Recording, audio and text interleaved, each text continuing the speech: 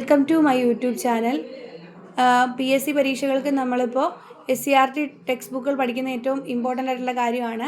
അപ്പോൾ നമ്മൾ SCERTയുടെ ക്ലാസ് 7 ആണ് ഇപ്പോൾ ഡിസ്കസ് ചെയ്തുകൊണ്ടിരിക്കുന്നത്. സയൻസ് ആണ്. ചാപ്റ്റർ 3യിലേക്ക് കടക്കുവാണ്. വൈദ്യുതിയുടെ ലോകം. ഓക്കെ, വൈദ്യുത സെല്ലുകൾ, ജനറേറ്റർ, സോളാർ സെല്ലുകൾ തുടങ്ങിയ വൈദ്യുതി നൽകുന്ന സംവിധാനങ്ങളാണ് വൈദ്യുത സ്രോതസ്സുകൾ, സോഴ്സസ് ഓഫ് ഇലക്ട്രിസിറ്റി. വിവിധ ഊർജ്ജ രൂപങ്ങളാണ് വൈദ്യുതി, പ്രകാശം, താപം, ശബ്ദം എന്നിവ. ഒരു തരം മരക്കറ ഉപയോഗിച്ച് ഉണ്ടാക്കാവുന്ന ആംബർ എന്ന പദാർത്ഥം കമ്പിളിയിൽ ഉരസുമ്പോൾ തലമുടി പോലുള്ള വസ്തുക്കളെ ആകർഷിക്കുന്നുണ്ടെന്ന് പുരാതന ഗ്രീക്കുകാർ മനസ്സിലാക്കി. വൈദ്യുത സർക്യൂട്ട്, ഇലക്ട്രിക് സർക്യൂട്ട്. വൈദ്യുത സ്രോതസ്സിൽ നിന്ന് ഉപകരണത്തിലേക്ക് വൈദ്യുതി കടന്നുപോകുന്നുള്ള ക്രമീകരണമാണ് വൈദ്യുത സർക്യൂട്ട്. ഒരു സർക്യൂട്ടിൽ ചുരുങ്ങിയത് വൈദ്യുത സ്രോതസ്സ്, ചാലക കമ്പി, ഒരു വൈദ്യുതോപകരണം എന്നിവ ഉണ്ടായിരിക്കും. എന്താണ് അടഞ്ഞ സർക്യൂട്ട്? ഒരു സർക്യൂട്ട് പൂർത്തിയായിട്ടുണ്ടെങ്കിൽ അത് അടഞ്ഞ സർക്യൂട്ടാണ്. അടഞ്ഞ സർക്യൂട്ടിൽ മാത്രമേ ഉപകരണങ്ങൾ പ്രവർത്തിക്കൂ. Closed circuit, open circuit. Closed ആണെങ്കിൽ മാത്രമേ എന്ത് ചെയ്യൂ? ഒരു ഉപകരണം പ്രവർത്തിക്കൂ. അത് ഓർത്ത് വെക്കുക. തുറന്ന സർക്യൂട്ട് പൂർത്തിയായിട്ടില്ലെങ്കിൽ തുറന്ന സർക്യൂട്ടാണ്, ഓപ്പൺ സർക്യൂട്ട്. കേടായ ബെല്ലിന്റെ സ്വിച്ച് ഓൺ ചെയ്യുന്നത് തുറന്ന സർക്യൂട്ടിന് ഉദാഹരണമാണ്. സ്വിച്ച് ആവശ്യമുള്ളപ്പോൾ സർക്യൂട്ട് അടഞ്ഞതോ തുറന്നതോ ആക്കി മാറ്റാനുള്ള ഉപകരണമാണ് സ്വിച്ച്. സ്വിച്ച് ഓൺ ആക്കുമ്പോൾ സർക്യൂട്ട് അടഞ്ഞതാകുന്നു. സ്വിച്ച് ഓഫ് ആക്കുമ്പോൾ സർക്യൂട്ട് തുറന്നതാകുന്നു. വിവിധ തരം സ്വിച്ചുകൾ. സാധാരണ സ്വിച്ച്, 2-വേ switch, bell switch, push button switch, sliding switch, main switch. Cell. വൈദ്യുത സർക്യൂട്ടിൽ വൈദ്യുതി നൽകുന്ന സ്രോതസ്സാണ് സെല്ല്. എന്താണ് ബാറ്ററി? ഒന്നിലധികം സെല്ലുകൾ ഗ്രൂപ്പായി ഘടിപ്പിച്ച് നിർമ്മിച്ചിരിക്കുന്ന സംവിധാനമാണ് ബാറ്ററി.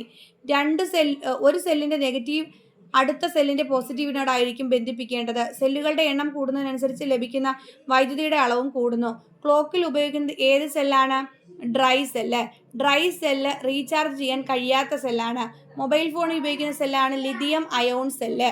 ലിഥിയം അയോൺ സെല്ലുകളാണ് മൊബൈൽ ഫോണിൽ ഉപയോഗിക്കുന്നത്. ഓർത്തു വയ്ക്കുക. അടുത്ത ലിഥിയം അയോൺ ബാറ്ററിയുടെ പിതാവാണ് ജോൺ ബി ഗുഡ് ഇനഫ്. അപ്പോൾ ലിഥിയം അയോൺ ബാറ്ററിയാണ് മൊബൈലിലുള്ളത്. കണ്ടുപിടിച്ചത് ജോൺ ബി ഗുഡ് ഇനഫ് ആണ്. ലിഥിയം അയോൺ സെല്ല് റീചാർജ് ചെയ്യാൻ കഴിയുന്ന സെല്ലാണ്. റീചാർജ് ചെയ്ത് ഉപയോഗിക്കാൻ കഴിയുന്ന ഉപകരണങ്ങൾ: mobile phone, lithium ion cell; laptop, lithium ion cell; recharge ചെയ്യാവുന്ന torch cell, nickel cadmium cell; ക്യാമറകൾ, നിക്കൽ കാഡ്മിയം സെൽ. റീചാർജ് ചെയ്ത് ഉപയോഗിക്കാൻ കഴിയാത്ത ഉപകരണങ്ങളാണ് ഡ്രൈ സെൽ ഉപയോഗിക്കാവുന്നത്: റേഡിയോ, ക്യാമറ, ക്ലോക്ക്, കളിപ്പാട്ടം. മെർക്കുറി സെൽ ഉപയോഗിക്കാവുന്ന വാച്ച്, മെർക്കുറി കാൽക്കുലേറ്റർ. ബാറ്ററി ഉപയോഗിച്ച് എമർജൻസി ലാമ്പ് പ്രകാശിപ്പിക്കുമ്പോൾ രാസോർജ്ജം ആദ്യം വൈദ്യോർജ്ജമാവുകയും പിന്നീട് പ്രകാശോർജ്ജമാവുകയും ചെയ്യുന്നു. എന്താണ് ബൾബുകൾ? വെളിച്ചം ലഭിക്കാൻ ഉപയോഗിക്കുന്നവയാണ് ബൾബുകൾ. ഏതെല്ലാം ബൾബുകളാണ് അറിയാം? Filament bulb, compact fluorescent lamp, CFL, light emitting diode, LED.